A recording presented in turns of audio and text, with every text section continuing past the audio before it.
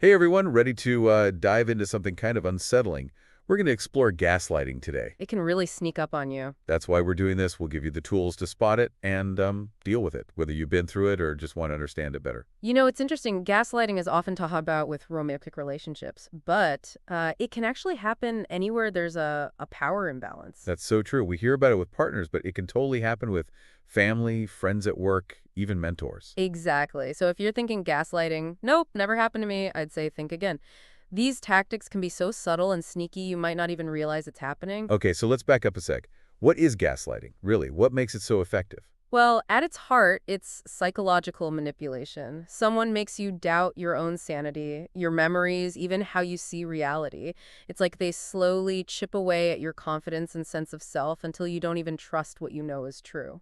So they create this, like, ultimate reality where they're the only one with the truth. Exactly. And that's where the power imbalance comes in. The gaslighter often has some kind of authority, whether it's a parent, boss partner, or even just someone who seems like an expert. So how does this actually look in real life? Like, what are some signs someone might be gaslighting you? Well, a classic tactic is denying something you know happened. Like you remember a conversation clearly, but they insist it never happened or that you're remembering it wrong. Ugh, that's happened to me. It's so frustrating. I start to wonder if you are going crazy. See, that's exactly how it works. It preys on your doubts and makes you question your own grip on reality. And it's not just denying events, is it?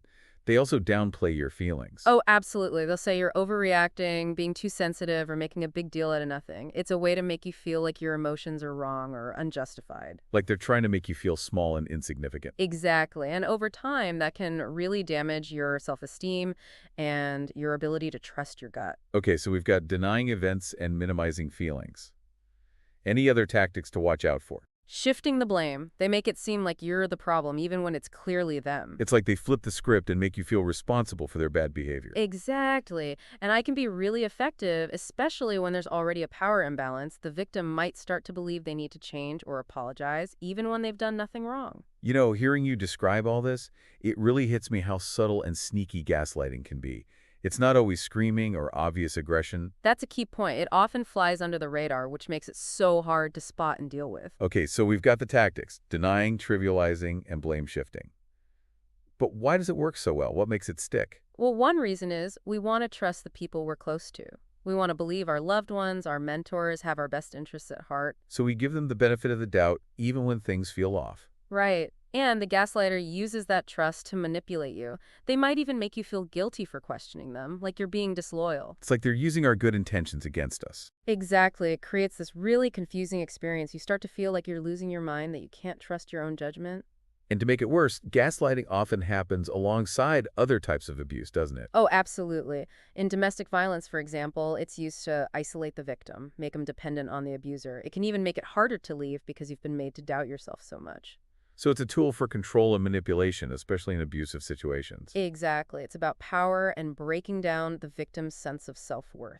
We've covered a lot, but I want to go back to something you mentioned earlier about gaslighting happening outside romantic relationships. Can you give us some examples of how that might look? Sure. Think about the workplace. Imagine a coworker taking credit for your ideas or putting you down in front of the boss. Oof, that's awful. I could see how that would be gaslighting, making you question your own abilities. Right. Or imagine a friend who always dismisses your feelings or says you're overreacting whenever you try to express yourself.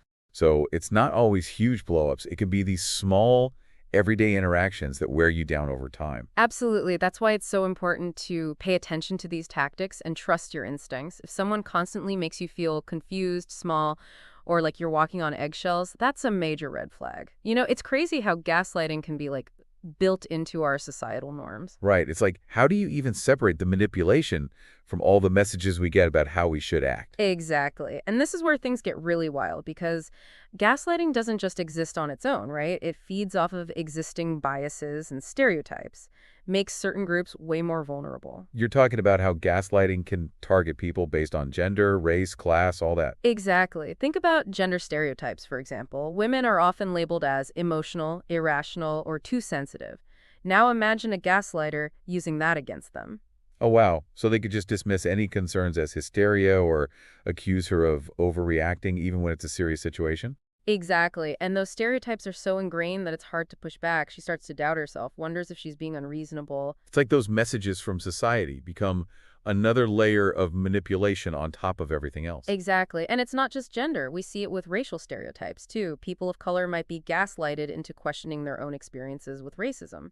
Being told they're imagining things or being too sensitive when they try to talk about real injustices. Exactly. And that kind of gaslighting is incredibly harmful. It silences important voices and keeps those inequalities in place. It's like a vicious cycle, right? Societal biases feed gaslighting, and then gaslighting reinforces those same biases. Exactly. And get this, it's not just individuals, it can happen on an institutional level, too. Institutional gaslighting, what do you mean by that? Okay, let's say the healthcare system. Imagine a person of color goes to the doctor with a serious condition, but their symptoms are constantly dismissed or downplayed by the healthcare providers. You mean because of bias, maybe even racism? Exactly. And that patient might start to doubt themselves, thinking, maybe I'm not really that sick, or maybe I'm just exaggerating. That's scary, especially when it's about their health. It's a really dangerous situation, and it shows how institutions can, even unintentionally, become part of the gaslighting, even when they're supposed to be helping. So what can we do to fight back against this, especially when it's tied to all these bigger societal forces? Well, the first thing is awareness. The more we understand how gaslighting works, the better we can spot it in our own lives and in the systems around us. So education and having these conversations is key. Absolutely. And then we have to challenge those harmful stereotypes and biases that make gaslighting so effective.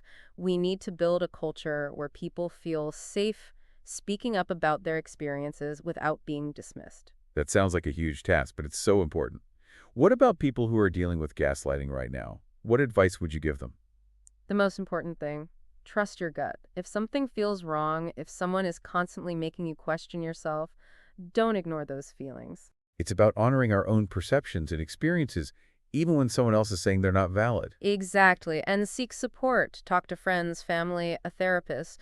Find people who will listen without judgment and help you process what's happening. That outside perspective is so important, especially when the gaslighter is trying to isolate you and make you feel alone. Absolutely. And remember, you don't have to engage directly with the gaslighter. Trying to reason with them or convince them can be pointless, even harmful. So sometimes the best thing is to just step back and protect yourself. Exactly. And if it's happening in a professional setting, like at work or school, think about going to HR or a trusted mentor who can support you. It's about finding allies and building that support network to counteract the isolation that gaslighting creates. You got it. And remember, healing from gaslighting takes time. Be patient with yourself, focus on your strengths, and know that you are not alone. You know, through all this talk about gaslighting, I keep thinking it's like, it really messes with our heads. It does, yeah. And you know what? It often plays on our, most basic human needs. Like wanting to connect with people and belong. Exactly. We all want to feel validated, understood, and, well, gaslighters take advantage of that. So it's like they twist our need for connection into like this weapon to control us. That's a good way to put it. They make you feel like they're the only ones who really get you, and that can isolate you from other people who might see things differently. So how can we protect ourselves from falling into that trap, especially if it's someone we care about? Self-awareness is key. Learn those red flags. Trust your gut when something feels wrong, even if it's coming from someone you love. So it's not about being suspicious of everyone, just paying attention to those like little signs that things might be off. Right. Listen to your inner voice. Honor your own experiences, even if someone is trying to tell you they're not real or doubt. And what about when we find ourselves doubting our own memories or perceptions? How do we take back to like solid ground? Keeping a journal can help. Write down those incidents, the date, time, what they said or did that made you feel weird. So it's like creating proof for ourselves that our experiences mattered, even if the gaslighter's trying to make us forget. Exactly. Having that record can be powerful. It helps you stand up to their distortions and take back your own story. But I imagine confronting a gaslighter is tough, maybe even dangerous if they have power over you. Oh, yeah, absolutely. And sometimes a direct confrontation isn't the safest or best way to go. So what are some other options? How do you handle those situations? Setting boundaries. Tell them straight up you won't put up with certain behaviors and you'll walk away if they cross the line. Like standing your ground, refusing to play their game. Exactly. And remember, you don't owe them explanations. You have a right to protect yourself, even if they don't get it. But setting boundaries is easier said than done, especially with someone who's really good at manipulating you. That's why self-care is so important. Surround yourself with people who support you, who believe you, who remind you of your worth. Like building a safety net to catch you if you start to fall into that like spiral of self-doubt. I love that. And remember, healing from gaslighting takes time. be kind to yourself, and know you're not alone. Wow, this deep dive has been really eye-opening. I'm realizing how sneaky gaslighting can be and how important it is to recognize it. Me too. And, the more we talk about it, the more we can help others see it and deal with it in their own lives. Absolutely. So if there's one thing you take away from all this, it's trust your gut. If something feels wrong, don't ignore it. You deserve respect and to have your experiences matter. Well said. And remember, you are not alone. There's help out there, people who care, and there's always hope for healing and taking back your power. That's it for this deep dive, everyone. Thanks for listening. Keep questioning, keep learning, and keep those BS detectors on high alert.